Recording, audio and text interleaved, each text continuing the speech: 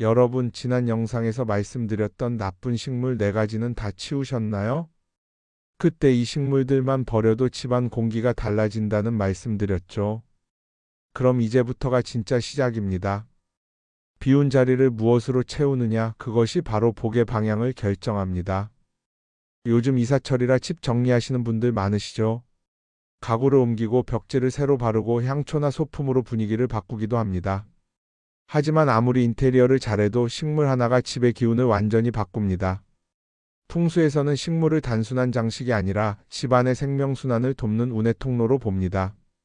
좋은 식물은 복을 머물게 하지만 그 자리를 비워두면 기운이 정체되고 공기가 탁해집니다. 그래서 부자들은 이사 후, 리모델링 후, 계절이 바뀔 때마다 가장 먼저 식물의 자리를 확인합니다. 그 집의 첫 기운이 시작되는 곳이 바로 식물의 자리이기 때문이에요. 영상을 시청하시기 전에 여러분 가정의 식물을 통한 좋은 기운을 기다리신다면 구독과 좋아요 부탁드립니다. 좋아요와 구독은 복이 도는 길입니다. 댓글에 복의 지도 완성. 한 줄 남겨주세요. 여러분의 손끝에서 복이 피어납니다. 이제 가을이죠. 여름의 뜨거운 양기가 가라앉고 공기가 맑아지며 기운의 전환기가 찾아왔습니다. 이 시기에 집안에 어떤 생명을 들이느냐가 올해 하반기 재물운을 좌우합니다. 특히 이번 해처럼 비가 잦고 습기가 강한 해에는 음습한 기운이 집안에 고이기 쉬워서 식물이 가장 중요한 풍수도구가 됩니다. 지난 영상이 버려야 할 식물이었다면 이번 영상은 복을 드리는 식물, 즉 부자들이 실제로 집 안에 두는 행운식물 4가지를 소개합니다. 이 식물들은 단순히 공기 정화용이 아닙니다. 돈의 기운, 사람의 기운, 건강의 기운을 불러오는 실전 풍수 비법이에요. 오늘부터 여러분의 집에도 새로운 생명력을 심어보세요. 비운 자리에 초록빛을 채우는 순간 그 공간은 복이 머무는 자리로 바뀝니다. 지금부터 하나씩 알려드릴게요. 여러분 혹시 금전수 한 번쯤 들어보셨죠? 이름부터 돈 냄새가 난다고 하시는 분들도 많습니다. 맞습니다. 이 식물은 이름 그대로 재물의 흐름을 끌어당기는 식물, 풍수적으로는 돈의 기운을 모으는 나무로 불립니다. 먼저 금전수의 생김새를 떠올려 보세요. 둥글고 통통한 잎이 촘촘하게 달려있고 줄기는 단단하고 곧습니다. 이게 바로 금의 형상이에요. 풍수에서는 잎이 둥글수록 금의 기운을 뜻하고 줄기가 곱고 단단할수록 재물이 쉽게 흔들리지 않는다고 봅니다. 그래서 금전수는 단순히 이름만 재물은 식물이 아니라 그 생김새 자체가 돈의 기운을 상징하는 구조인 겁니다. 명리학적으로 보면 금전수는 토생금의 원리에 해당합니다. 땅토의 금을 낳는다는 뜻이죠. 즉 단단한 뿌리가 땅속의 기운을 받아 금의 재물을 만들어낸다는 상징이에요. 그래서 금전수를 집안에 두면 땅의 복이 깨어나고 그 에너지가 재물운으로 흘러 들어온다고 풀이합니다. 그럼 어디에 두는 게 가장 좋을까요? 부자들의 집을 보면 공통점이 있습니다. 현관 오른쪽, 거실 입구, 창가 쪽 동남 방향. 이 3곳은 풍수에서 재물의 문으로 불립니다. 돈이 들어오는 방향 그리고 기운이 머무는 자리죠. 그런데 중요한 건 단 하나. 너무 크거나 너무 많게 두지 않는 것. 풍수에서는 과유불급이라 해서 기운이 넘치면 오히려 복이 새어나간다고 합니다. 그래서 적당한 크기의 금전수를 한두 개 정도 빛이 잘 드는 자리에 두는 게 가장 좋습니다. 실제 사례를 하나 말씀드릴게요. 제가 상담했던 한 분은 사업이 잘 되다가 갑자기 매출이 줄고 사람도 떠나 힘들어졌다고 했습니다. 집에 방문해 보니 현관 근처에 잎이 반쯤 시든 금전수가 있더군요. 그분은 이게 돈 나무라서 그냥 놔뒀어요. 하셨지만 그건 이미 죽은 돈의 기운이었습니다. 제가 바로 그 식물을 버리고 새 금전수로 교체하라고 말씀드렸어요.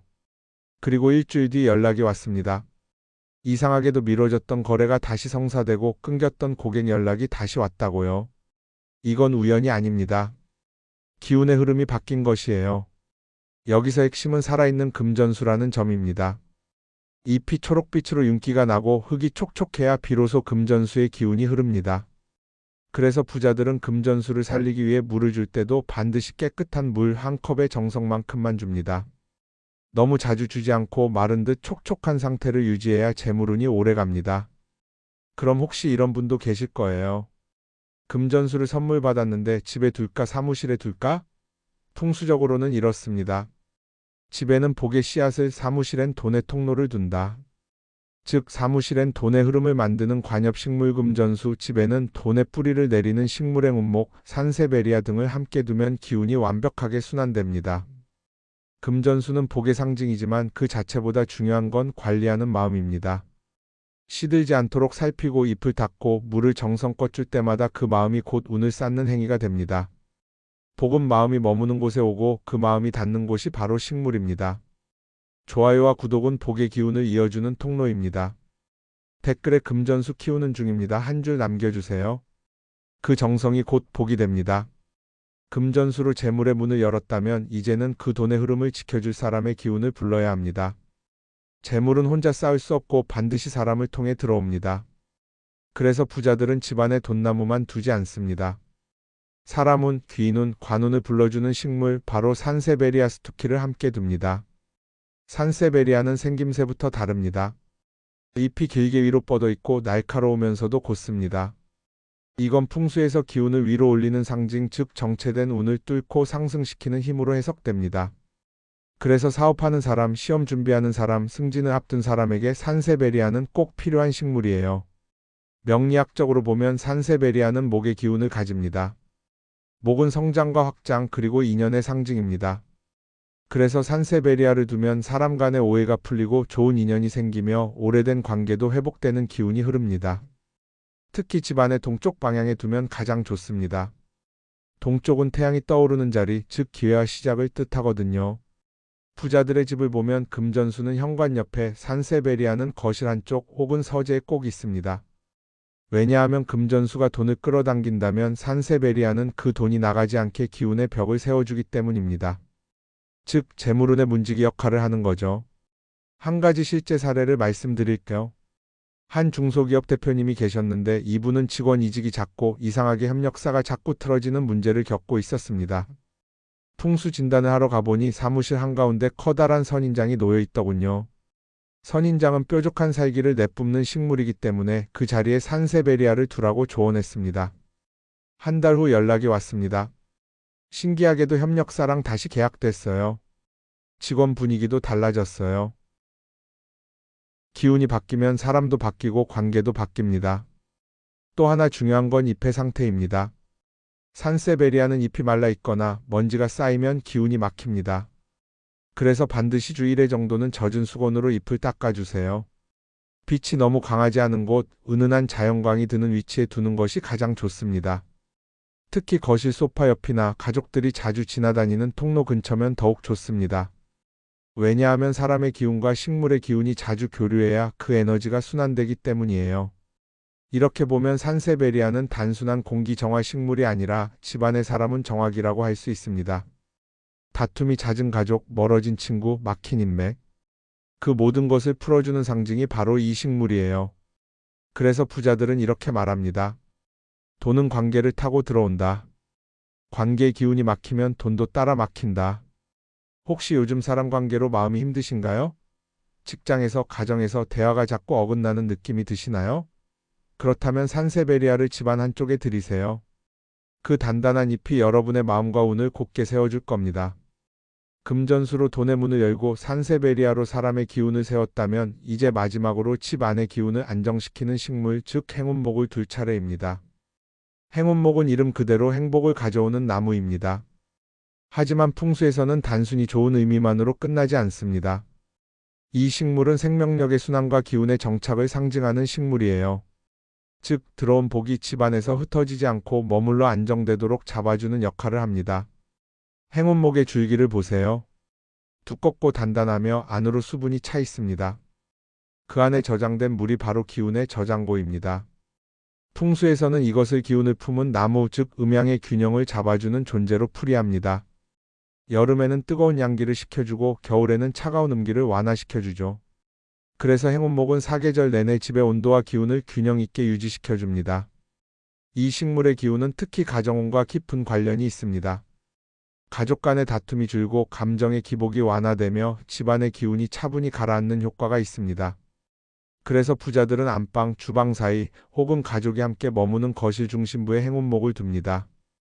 이 위치가 바로 풍수에서 말하는 기의 중심이에요. 한 실제 사례를 소개할게요. 제가 자주 상담드렸던 어느 가정은 평소 가족 간의 갈등이 잦고 아이가 자주 아프다고 했습니다. 집 구조를 보니 안방과 거실 사이에 아무 식물도 없고 금속성 소품이 많았어요. 그건 금기가 강해져서 집안에 목기가 눌린 상태였죠. 그래서 제가 권했습니다. 행운목을 두세요.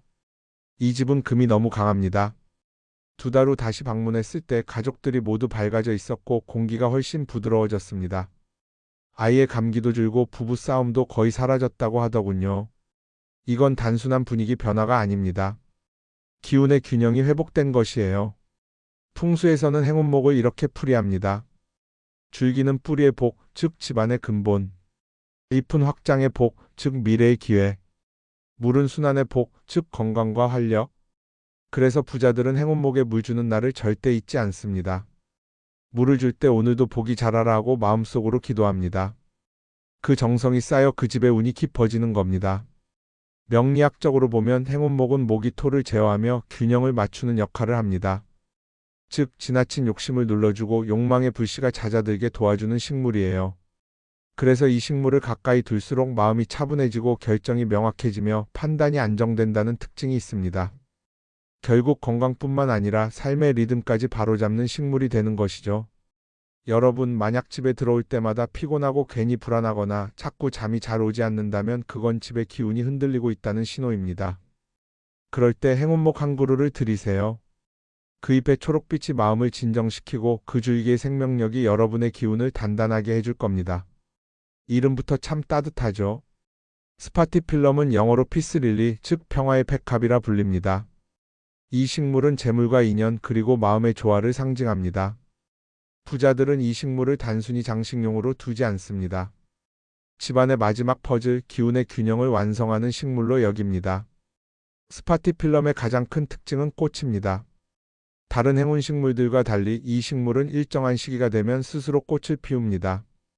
풍수에서는 기운이 꽉 찼을 때만 꽃이 핀다라고 말하죠. 즉 스파티필럼이 꽃을 피운다면 그건 이미 집안의 복이 순환을 이루고 있다는 증거입니다. 그래서 부자들은 이 식물을 복이 눈에 보이는 식물이라 부릅니다.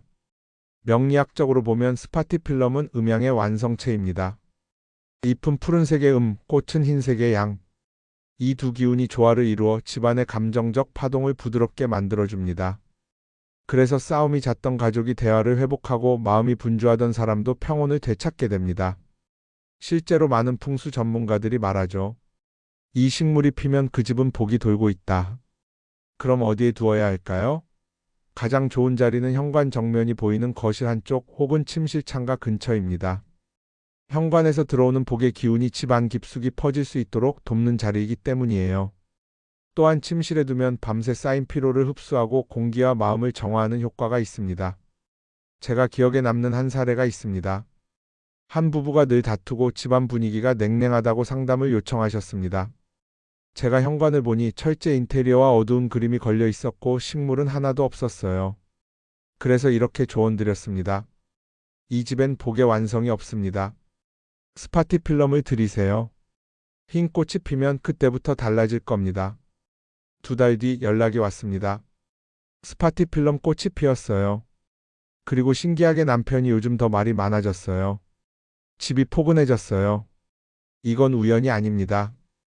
기운이 완성되면 마음도 복을 알아봅니다. 풍수적으로 스파티필럼은 물의 기운을 가집니다. 즉 모든 에너지를 순환시키는 역할이에요.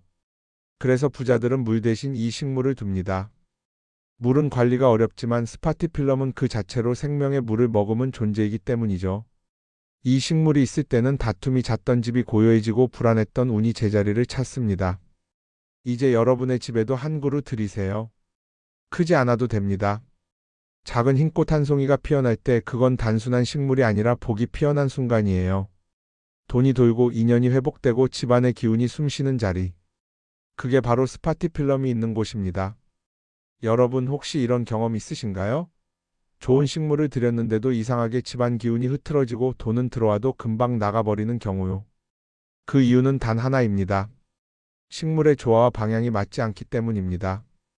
풍수에서 식물은 단순한 장식이 아닙니다.